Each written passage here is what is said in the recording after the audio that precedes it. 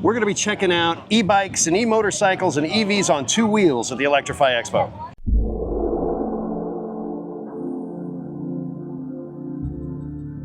I think I'm gonna do it. So where did we start on the two-wheel adventure for EVs? So the very first stall here at Electrify Expo is Can-Am. They're out here with the Pulse and the Origin. The Origin just had a price drop down to just over $10,000. At $10,499. It's priced very competitively now. So I went out on the Pulse and you went out on the Origin. Yep. And I thought it was very nice. It's very easy to handle. I'm a very inexperienced rider, so it really didn't seem like it was too much bike for me in the rain mode. It was very, very doable. We got up to about 40 mile an hour.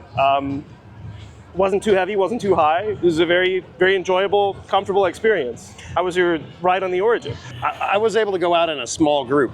And so we had the lead rider, three of us customer type people, and our chase, our tail rider, and we basically, every time we got onto a street, there was nobody in front, he would slow way down, put his hand up, and we gunned it, and that thing took off. I was riding in normal mode, not in sport. I don't even put my live wire in sport unless I'm trying to drain the battery. But it's a way more comfortable ride than my live wire on the Origin, and I think that's just because the adventure bike's got more suspension travel. But good bike, I like it, and the price on these is right, because it's like $99.99 or not. 10,000 for the Pulse and 10,500 for the Origin. So that's a really good starting price to get somebody into an e-motorcycle.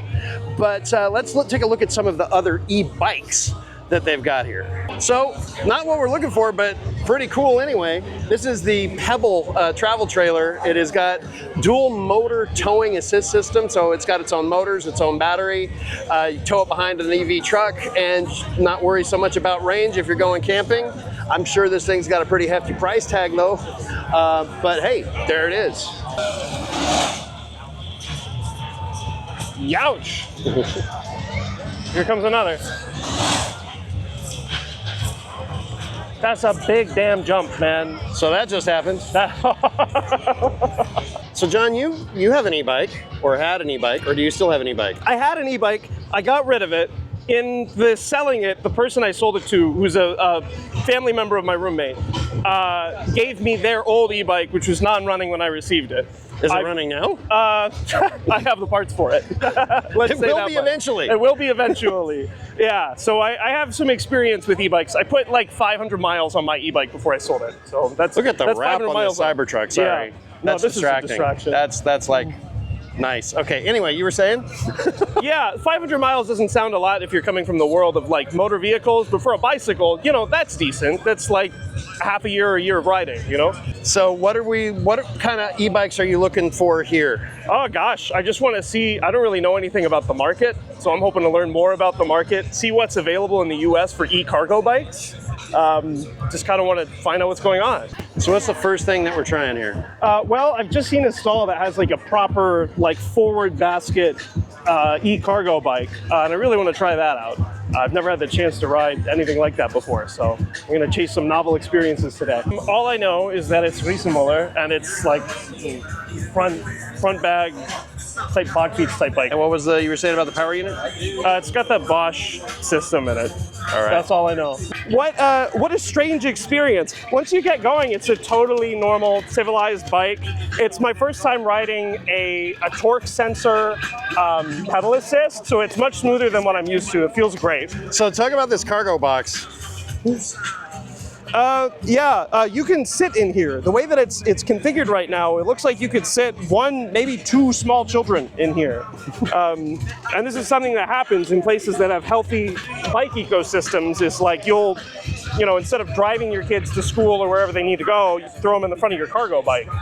At least until they're big enough to ride on their own. Now, what was that torque thing you were talking about? So there's two types of pedal assist on e-bikes. There's cadence sensing, which is like less smooth, and torque sensing, which is more smooth. So cadence sensing just tells if you're pedaling, and then it sets some set amount of power.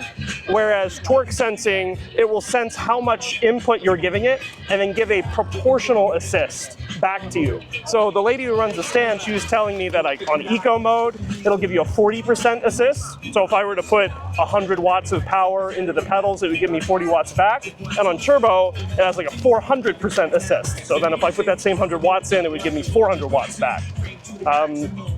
And it feels much smoother than cadence sensing. It's like a whole different experience. And one of the things you were talking about was the suspension on the seat. Did you notice it? No. I think it's just normally when you take a bump on a solid bike, right? Solid frame, like a hardtail, the solid seat post, like what I'm used to. It's just kind of harsh, right? I think this just takes some of the sting out of it. I was surprised because I thought I would have noticed it more because I'm a little heavy, so I figured it would probably be sprung for someone who's lighter than me. So I thought I would be bouncing a lot, but I wasn't. So what did we just try? We just rode the MoonCool tricycle, and I'll tell you what, that is not a bicycle. That is a different vehicle. It does not ride like it. It does not ride like a bicycle. I don't know how much experience you have with trikes. That was my first time riding a trike. I was messed up. I was not expecting that. I was very messed up myself. I'm sure it's a well-built, high-quality machine. I don't know really anything about trucks. I rode about 40 yards, turned around, and came back and parked it. I can't believe I made it around the lap. All right, well, let's see if we can find like an actual bicycle that doesn't have like a big old weird cargo box in the front or is a trike. Yeah, normal bike, please. So, John, what did we just finish doing? We just rode a bunch of electric bikes. Specifically, we just finished riding the Le Mans e-bike. Which was just a wonderfully built, normal electric bicycle. It was all carbon, which I thought was really interesting. Yeah, it was really light. And you know, they say it's like riding a bike. You got to remember how to ride a bike, y'all. It's been a while. But once I got going, I was okay. Yep. Yeah. Why would somebody want to have an e-bike? Or why should somebody consider an e-bike? Well, it's a whole lot easier than riding a normal bike. It just helps, right? Like if you want to get from point A to point B and maybe you're considering not having a car anymore if you don't have like a long trip, or if you just want something that's fun for weekends or you can do short trips on, the e-bike can just help make it easier to go from I don't really ride a bike at all to I ride sometimes, because it just gives you that little bit of help, right? And even on the low powered bikes, like the lowest powered e-bike you usually see is maybe 250 watts. That's a lot of power. Right? Like if you were getting on like a bicycle for the first time in a while, you might be putting out 100 watts optimistically. So like even that entry level e-bike will just help get you started a lot and help get you going further and for longer. Who is the type of person that would want to have an e-bike? And I'm talking about for their primary transportation mode. Yeah, if you live somewhere that you could maybe get around on a bike, but like the distances are too far, then you could do an e-bike. If you're getting older and it's starting to be harder to push your body, or if you're just out of shape for any other reason, that'd be a good reason to have an e-bike.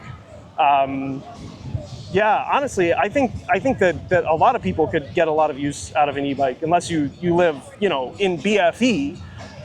You could probably get some of your trips done on an e-bike and drive less. Yeah. You might be surprised how much you can do on a bicycle. And you're definitely going to be talking about a lower cost of ownership, especially if it's like your main transportation. Yeah. But so that's what we found out here with the e-bikes and the two-wheel motorcycles. So what about of the ones that we demoed here on 2 wheels or 3 wheels?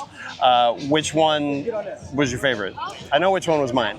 But well, my favorite was not the tricycle. No. I really liked the Le Mans. It was very nice. Not to like dunk on Riesse Muller. It was a great bike. It was a very weird experience for me to ride like a front-loading cargo bike. And that had a torque sensor, whereas the Le Mans had a cadence sensor, which while it's more what I'm used to, is not as good, right? It's right. not as And we nice. talked about. Did you talk about the difference between those? I did. On Yeah. camera. Okay. My favorite was the Can-Am. I'm sorry. Oh, Yeah. I really like the Can-Am too. I forgot. I forgot we did the Can-Am. John's taking out an Naxeon. So quick edit. You just took out the Naxeon. What did you think of it? Best motoring pleasure. That's a nice ride. So that's somewhere in between the e-bikes and the Can-Am that you took out. Yeah, I suppose so. I right. don't know. I liked it. I think that might be my favorite of the bikes that we've taken out today. Really? Okay. Yeah. Well, there you go. So what is it? This is like an e-motorcycle or e-scooter, or what do you figure? It's like an e-grom is what it. So it's got the So it's shaped like a motorcycle. It's not shaped like a scooter, right? So you've got like, you're sitting in the saddle and you're hugging the tank. You don't have this open floorboard like you would on a scooter. But it has the brake configuration is like a scooter. So you have your front brake on the right, like on a motorcycle. You have your rear brake is your left lever, and it's not a pedal. So that's a little bit more like a scooter. There you Takes go. a little getting used to, but it is what it is, you know? They do what it be. So, but this would now be your favorite.